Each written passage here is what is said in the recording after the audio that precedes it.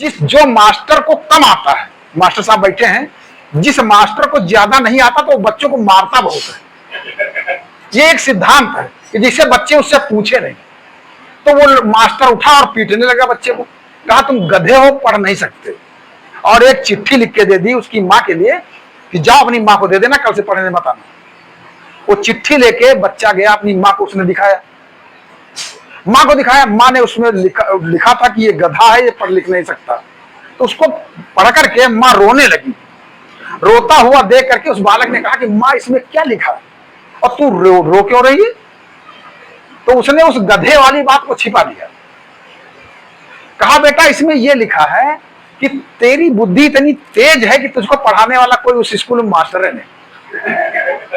ये पढ़ाया, ये बता, जबकि उसमें दूसरी चीज चिट्ठी में लिखी थी।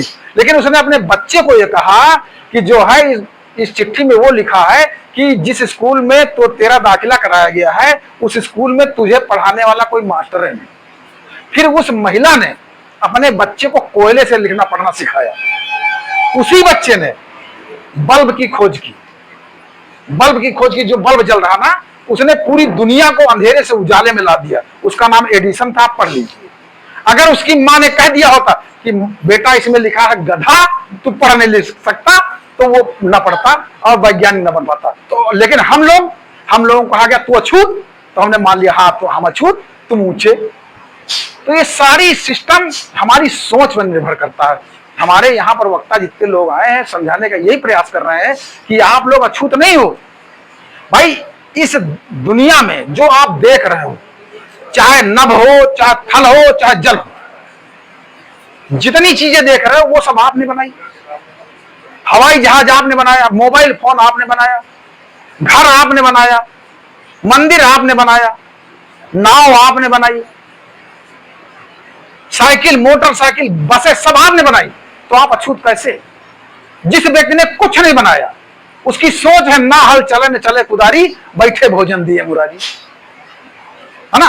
वो अपने आप को ऊंच कहता है और हम लोग उसकी बात में आकर के उसको ऊंच मानने लगे और अपने आप को नीच मानने लगे। तो आज से सिद्धांत ये है, संविधान में समता का अधिकार बाबा साहब ने दिया, समता का अधिकार दिया। जिस दिन से संविधान का अधिकार समता का मिल गया उस दिन से कोई नीच नहीं और कोई ऊंच नहीं। तो आज से ये मीटिंग का कराने का मकसद ये है कि जो हमारे अंदर दिमाग में घुसा हुआ कि हम नीच हैं, हटा दो। तुम सबसे ऊंच हो, क्योंकि सब कुछ तो तुमने किया, सब कुछ तुमने किया, तो तुम नीच नहीं हो सकते हो। जो कुछ नहीं कर रहा है वो ऊंच कैसे हो सकता, बताइए आप।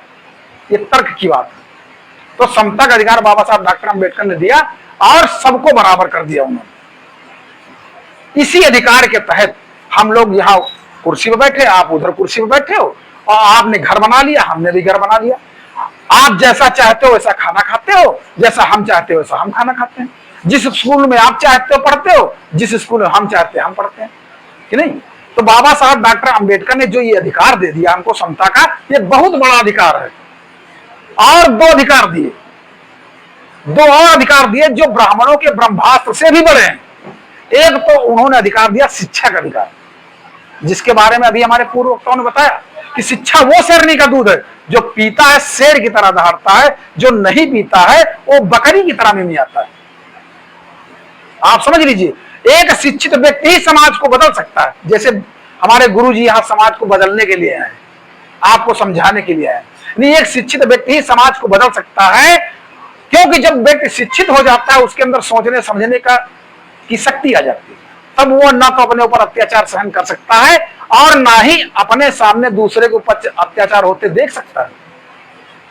एक शिक्षित व्यक्ति ही समाज में परिवर्तन ला सकता है और रूढ़िवादी व्यवस्था, आडंबर, छुआछूत, ऊंच नीच, जात पात, इसके विरुद्ध संघर्ष कर सकता है।